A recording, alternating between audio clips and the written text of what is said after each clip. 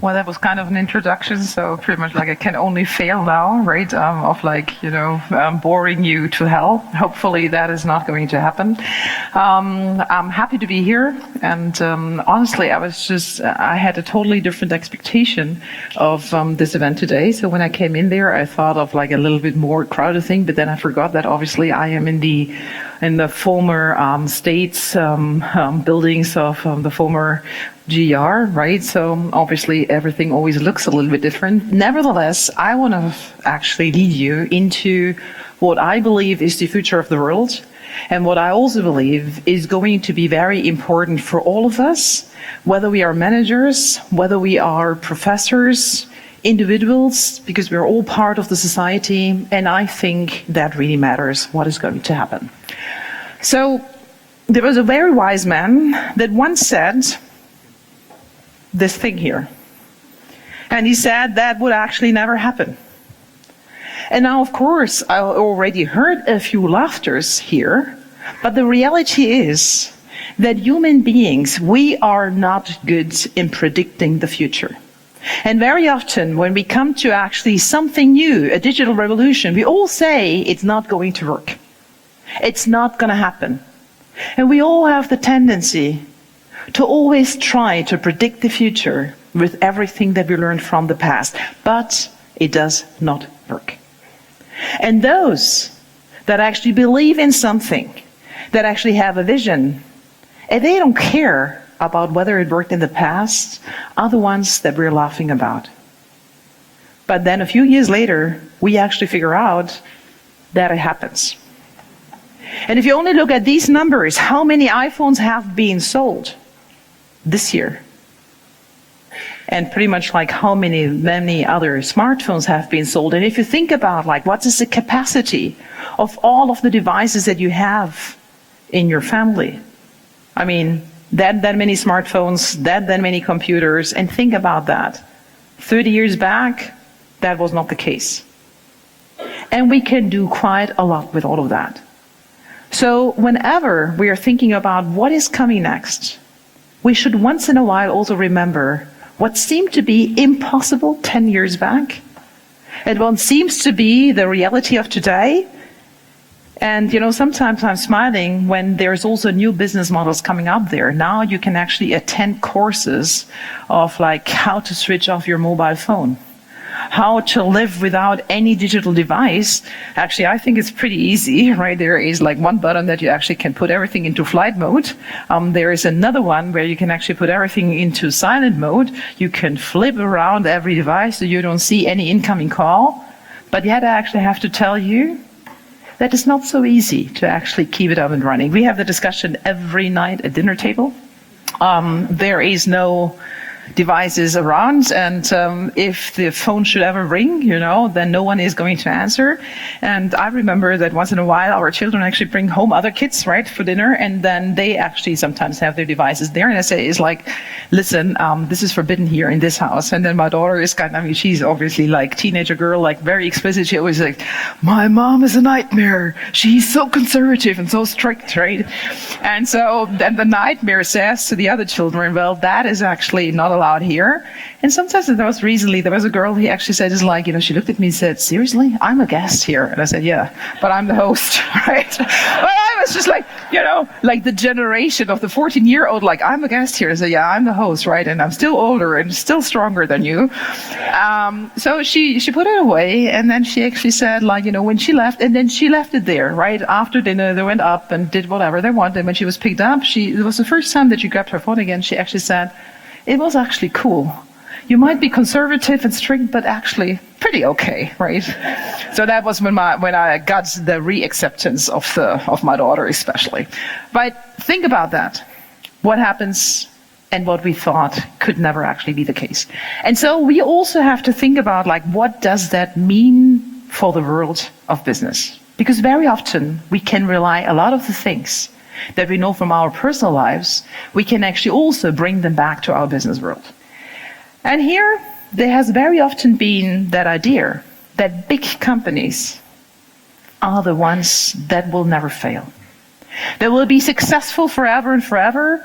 They have been successful for decades, for hundreds of years. Siemens, for example, has been existing for the last 170 years, and yet that does not mean that it will exist forever.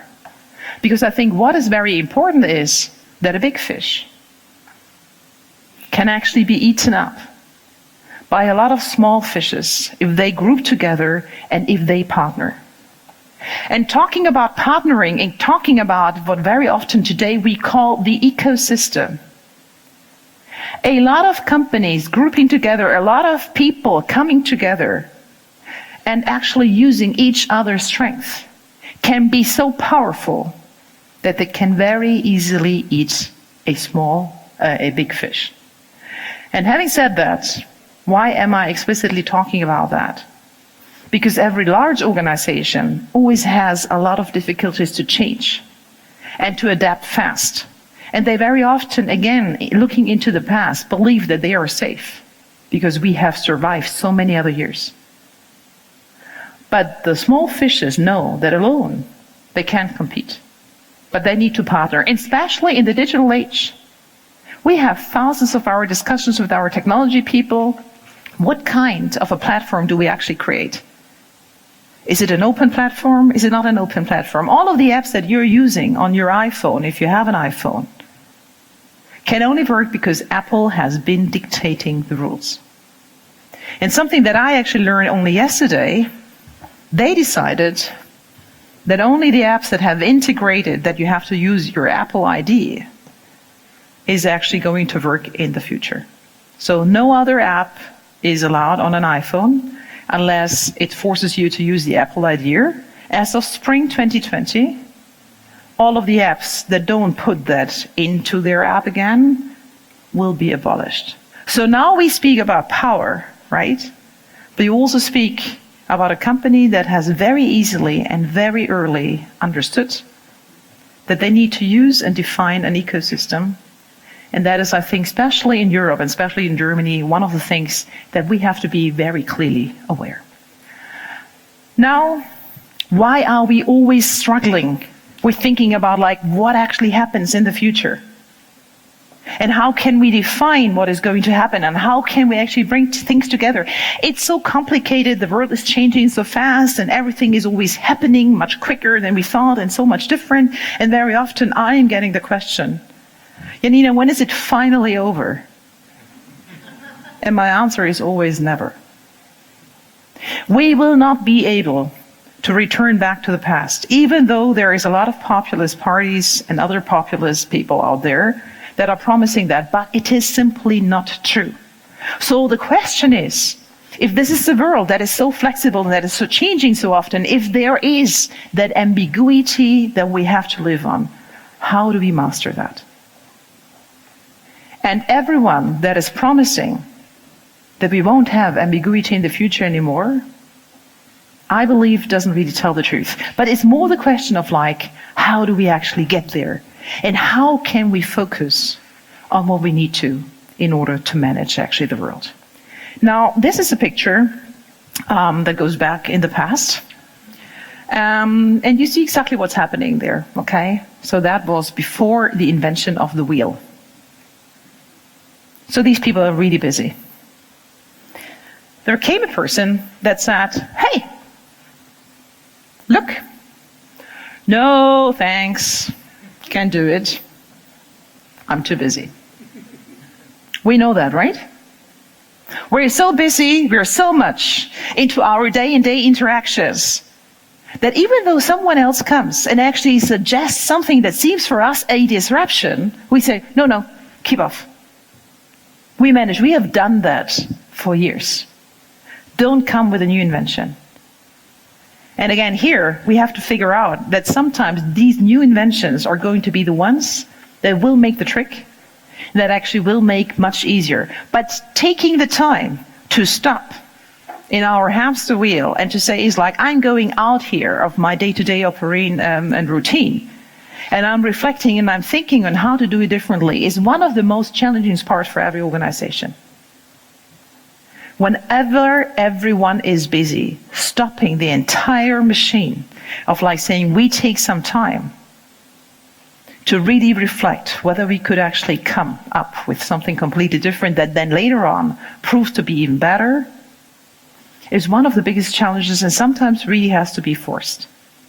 I remember that very often, my team and me, we said is like, we need to gather together, not in our day-to-day action meetings. I'm always calling them when we think about activities and action items, how far are we with whatever, but just like to get out of the time. And what's always the most tricky thing is like getting 10 people together 5 days a year and to find 5 days. Is that ridiculous? It is ridiculous. But still, every year that has been the biggest struggle for a group of 10 people that, yes, do live somewhere around the world, but to come together and to actually find those days. But whenever we actually had those days, we all said afterwards, that was a very good discussion, and it was good that we took the time. Having said that, next year it was the same game, right? So sometimes you also wonder, it's like, when do we actually start learning? But nevertheless, I believe that if we want to master the future and the world of ambiguity, then we need to step out of our comfort zone. Then we need to lose track of what we know we're good in, and we need to step into something that we have no idea whether we're going to be successful, whether we're going to be better, or whether we're going to fail. But I personally only know one decision that cannot be redone or cannot be undone. And that is, if you have decided, or maybe not decided, but if you got a child. That is something that, thankfully, you cannot undo. Every other decision in our lives can be undone. Did you study the wrong thing? Well, then go and do something else. You're working for the wrong employer? Go and find someone else. You're living with the wrong person? Move out. Right? But the thing is, how often do human beings struggle with the thought about like complaining about the situation that they are in, like understanding and believing that they can't change anything? But yes, they can. I do admit that sometimes it's very difficult, but for all of us sitting in that room, we have choices. And so I believe, so I would not show that slide in in different environments in the third world, in Islam or whatever. That wouldn't really be my discussion there. But in a room like this, we all have choices. But we have to take those choices, and we actually have to then live up to that. Another thing that is always driving me when it comes to like mastering ambiguity and mastering also the speed of the world is how most organizations are managed in a very hierarchical way. So now, having said that, large organizations need an org chart, right? Sometimes it's also necessary to find people. But I am not of that belief that you can manage a global organization fully by hierarchies. Because the point is, like, how do you actually want to know what is happening somewhere else in the world? Why do you actually believe that talking to your direct reports is the only source for inspiration and for innovation? I honestly want to challenge you, and I think it's like there's only one chance that we're using the collective intelligence of every organization, and that we're also using the collective intelligence of the ecosystem that our companies or our organizations are operating from. And that means that we have to dramatically change the way on how we are leading, and that is also changing the way on how we are actually defining that, and I believe it looks like that. Sometimes we are the key experts in the entire ecosystem, and sometimes we are the ones that have no clue. Even though maybe, formally, hierarchically, we are managing a large operations or we have a lot of responsibility. And yet, if we don't seek for the ideas and for the expertise that anyone else in the expert in the environment actually has, I don't think that we will be successful. Now, most of managers, and actually that is happening on all different management levels, always believe that they need to be the best experts. Wrong. If you start to become a manager, you're losing the expert status to a certain extent, because then your responsibility is to manage your people. The more people that you're responsible for, the more time do you need to spend on managing the people. And managing the people is also creating A team, globally connected being outside of your organization to figure out what is the best for whatever you're responsible for. There's a lot of people in my team that definitely have a much better expertise in many fields. And where maybe I have been the expert 10 years back, I'm not the expert anymore because I've been stepping out of that operations. But that also means that once in a while, I very clearly have to say, I don't know. And I can tell you, sometimes in our management board meetings, executive management team, I don't know some of the details. Why should I? I mean, if I would have to go into every detail that if one of my colleagues wants to need a tiny little thing, I would spend hours and hours beforehand only to get into that detail level. So 2 options. Either I'm saying, I don't know, I will come back to you, or I bring the expert, him or herself. And so that sometimes is also a disruption to some of the senior management teams to bring people in there that are not on a usually daily operation talking to such an audience, and then the audience to adapt to an expert that is sharing something that we all have no clue with. And you know what is the most difficult thing, I think, for managers to admit? I don't know. Because we have been trained and we have been trained, and the expectation was very often out there that we know everything. But that has never been the case. And I personally believe it's much better to sometimes admit of like saying, I don't know, there's someone else there that knows much better, and then answering the question a little later. And then, of course, there are situations when you have to bluff. And then, of course, there are situations when you also know. But I think that is also a new way of like defining what is leadership. Now, there has been a young man with me lately on stage in an internal conference, and we were speaking about like how do you actually manage people best? And so I was asking him at the very end, if you have one wish free to all of the managers in the room, what would you actually wish for? And he said, let me grow and let me go. And that was so brilliant that I said, I will steal that line forever. But now think about like very often we manage our people in the way that they know everything that we need in our teams. But then when they are ready to go somewhere else, we're thinking of like, no, I want to keep you, right? It's so good and so cozy and my team is so well functioning. But then actually we're also going to lose them. Because they want to learn new things. They need to learn new things in the world of ambiguity where things are changing. They also must learn new things. But the good thing is, I always believe that every organization knows who's the person, who's the manager that everyone would like to work for, and who's the person that no one wants to work for. And I bet that the person where everyone actually wants to work for is also the person that is known to be a manager that actually makes people grow, lets them go, because then you're also going to be the person that attracts new talent. And there has been an old definition that a lot of managers always like say, my people. I said, they're not your people. Every person is a free person, at least in most of the countries. But other than that, it's maybe a company's talent, but it's never a manager's talent. And so that's only my strong recommendation. If you want to be successful with your teams, let them grow and actually also let them go.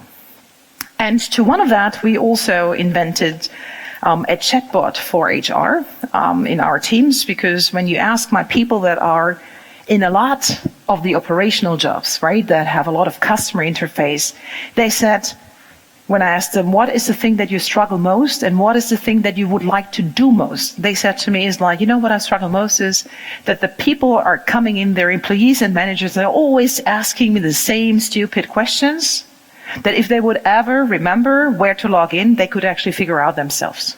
Repetitive questions with absolutely no value add. Where do I find that document? How many holidays days do I still have? Where can I find this? Where exactly is again the bottom for this and all of that? I think we all know that. And they said to me, if I had one wish free, then I would like to have proper conversations with people to talk about what really is addressing them, what is really a need for them, or maybe, for example, having discussions about what could they do next. And that's how we came up with an idea of developing a chatbot for HR that is there to actually answer the very standard questions of our employees and our managers worldwide. How did that actually come to birth? Every year we have a global HR conference where I'm inviting managers, leaders, but also randomly wildcards. And I think it's like roughly 2.5 years ago, we were speaking a lot about Agile, about Scrum, new ways of working, new methodologies.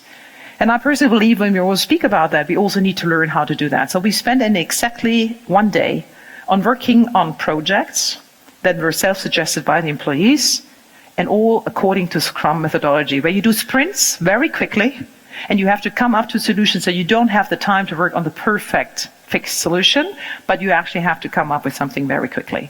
And so one team said is like, why don't we try to have a chatbot? At the end of that day conference, it worked, and it could actually answer just like, very simple questions, with algorithms in the background. It was so cool, and then the entire audience of the conference actually gave that team the highest votes, and we said, the project that actually got the highest votes at the end, they can continue. So they continued.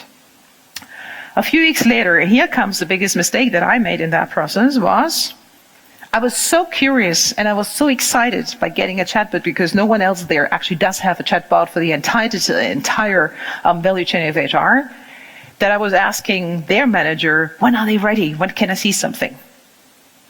A few weeks later, they came and showed me the first version, and guess what happened? It didn't work. Yeah? And guess why? Because I was actually pushing them and pressing them, and not because I wanted them to speed up, just because I was so eager and I was anxious, I just wanted to see it. They left my office, and I was just thinking, okay, that's the typical thing, right? You come and present something and then it doesn't really work. We all know that. So I wasn't really thinking much. They thought I would kill it, because it really didn't work. So it was like half a day until I realized that the team left the office and thought I would actually kill it. That was never my intention. And so I went back to them and said to them, hey, that wasn't my intention. It was me doing a mistake by asking too quickly for something. Now you're going to work on that. And whenever you are ready, you tell me. So the lesson that I took of that is stay out of what they were doing. And I was actually also telling the other two managers that were between me and them, if you want to look at it from a hierarchical level, it's and you don't do that either, okay? Let them work. And then they did, and then eventually they said, now we are ready. They came, and that was pretty much the launch of it. And one thing, because I think here is a predominantly German or European audience, we launched that bot in Germany, telling our employees that a bot only needs to learn and only learns from the requests that a bot gets from employees. So pretty much every question will give us more idea on how to better program the algorithms and eventually get into machine learning. And we said it right from the beginning, that Carl, how we call it, is small, little. It's not yet adult. It doesn't know everything. But we need you to actually feed it. 4 weeks, and it went better than we expected, but still, there was very little use of it. So we came together in a crisis meeting and they said, well, Janina, it doesn't fly, we don't really get enough requests. Guess what we did? Much earlier than ever thought, we brought it to India. In English, and we were not ready by all. And within 4 weeks, we got 6 times more requests than we got in 3 months in Germany. Next lesson learned, if you want to try out things that are new, that are innovative, don't do it in a very conservative environment. We brought it to China. Now, Carl is live a year. We have more than 12 million requests of our employees and of our managers. And you will actually see a huge acceptance. Now, of course, the employee representatives, the workers' councils, the Betriebsräte, they always ask me, so Kugel, how many people are you now laying off? None. Because finally, my people in the operations can actually take their time and not answering stupid questions, because that is now answered by Carl, but taking the time where you actually need to know something. And one more thing, we also took a very principle discussion that in order to actually address a question to Carl, you do not have to provide your identity. Okay, so we don't know who is asking the question. So it's not like the Amazon effect. Amazon, you're ordering something in Amazon and then it suggests you what else you should order. So of course we will never get as accurate of like thinking, oh, here's Janina again. So that actually could also be something of her interest, because we consciously said, we often get a lot of questions where people most probably don't want to reveal that they are who they are. For example, maternity leave. Very often those questions are addressed when you just figure out that you're pregnant and you don't want people to know that you're pregnant. Or if, and unfortunately many of you might know that, we have a lot of restructuring activities in the last years. Whenever we launch another restructuring and we announce another restructuring, we get high hit rates where people want to calculate their severance packages. And if you do that, you don't want to know, or you don't want your boss or anyone else to know that you had been interested in like maybe figuring out, should I leave or shouldn't I leave? So that is a very conscious decision. And I always say is like, and we want to keep it like that, because of course could we get better with our algorithms? Yes, we can, but I think from an ethical point, we said we don't want to do that. Another example, we also said if we always want our people to grow and then let them go, we also should know where our people want to go. And that's why we introduced something called job tagging. So you see a typical org chart, right? Me, human resources, and anyone in the company who's interested to actually do my job can tag him or herself to my job. I actually hope that the supervisory board needs that now and uses that information. But that actually means is suddenly it's not only the question which job is open, but it's rather what would you be interested in? And totally independent whether you're working in HR now or not. And the interesting thing is too, first of all, you get a lot of interest of people that you never thought could be interested in your organization. And secondly, the conversation takes place without that we have a job opening. And then suddenly it's not an interview process. Suddenly it's more of a conversation. I'm interested in that job. Do you actually know what is needed to do that job? Do you actually know what's going to happen? So we have a lot of interesting communications and interactions with that. And the very nice thing about it is that our employees that are then invited actually feel that they have a much broader opportunity. Now, I very often get the question, do their bosses know that they are tagging themselves to positions? It's a choice of every individual. You can tag yourself without that your boss knows. You can check mark one box, and then you can actually personally decide that your boss knows. Will your boss ever figure out and find out? No, unless other people are talking about it, which is anyway a no-go. Okay? Revolution in our organization. Bah, Janina, you cannot do that. I need to know when my people apply somewhere. And I said, no, you don't need to, because if they apply externally, you don't know either. And you only figure out if they had in their resignation letter. Right? So again here, it's a stimulus just like to rethink a little bit on how we have been defining people development and what we actually believe on how you let people grow. Diversity, Tijen said that already, is like, what did you say? Is it she is? No, she lives diversity. I live diversity, I am diversity, I actually believe I have it in my DNA. And I know that the best results that I have ever come up with were in teams that were totally different. But I can also tell you that if we're using the collective intelligence that we're having in our global organization, it is so much more stressful to come up with anything than if I would just do it with people that look like me, talk like me, think like me, have the same cultural and the same educational background. It's so much easier. But the result is not better. And as an example, I always think about if you speak about data privacy, okay? And we would do that in that room, that would most probably be a predominantly European discussion. Now think about a European, a Chinese, and an American talking about data privacy. We know what's going to happen.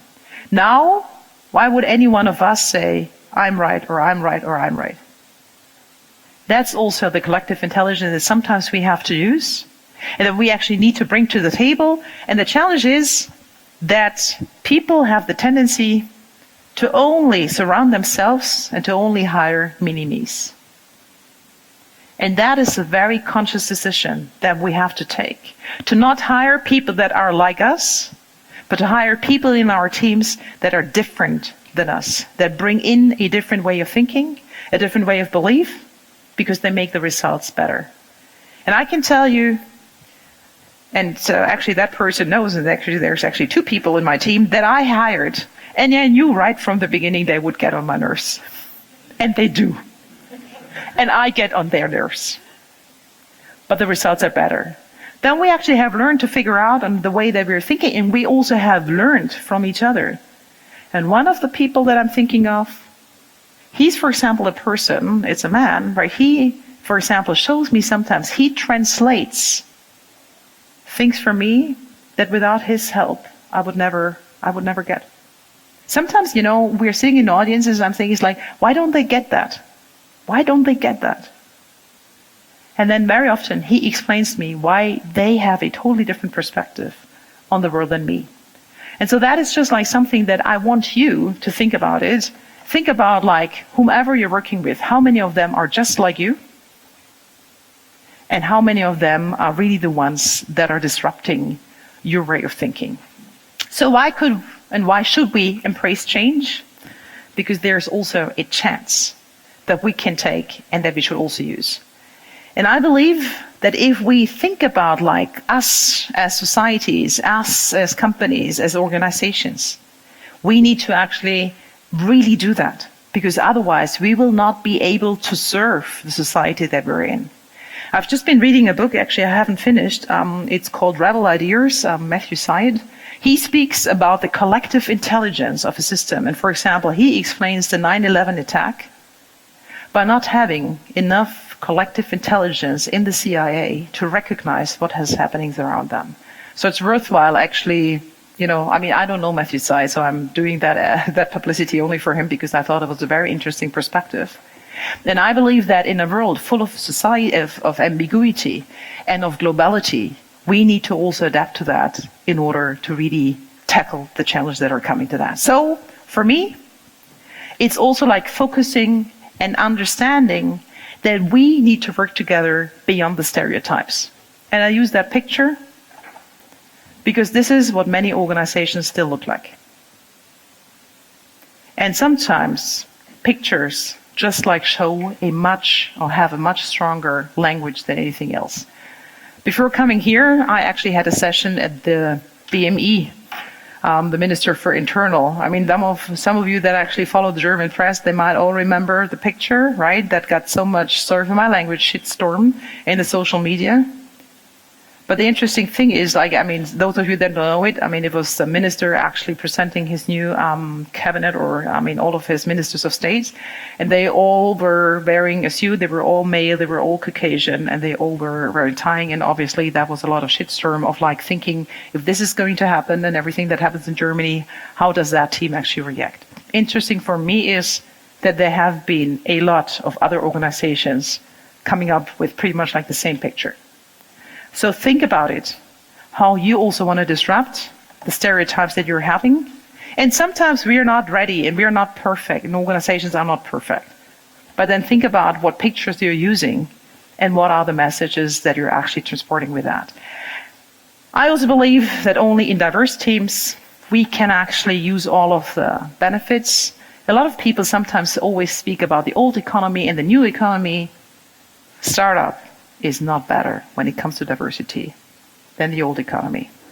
I've always been surprised why so many trips were made to the Silicon Valley to learn from the Silicon Valley. If I'm speaking to my colleagues there, predominantly male, predominantly Caucasian, a few Asian, no Hispanics, no blacks.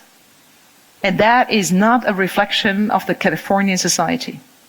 So they are struggling, maybe on a different level, maybe with the different players, but they're again struggling with the same thing. Now, if you think about an algorithm that is coded, you need to have again the collective intelligence together, because otherwise the algorithm that you're doing and that you're coding does not make the world better, but it actually only makes it worse. And I'm looking at the time.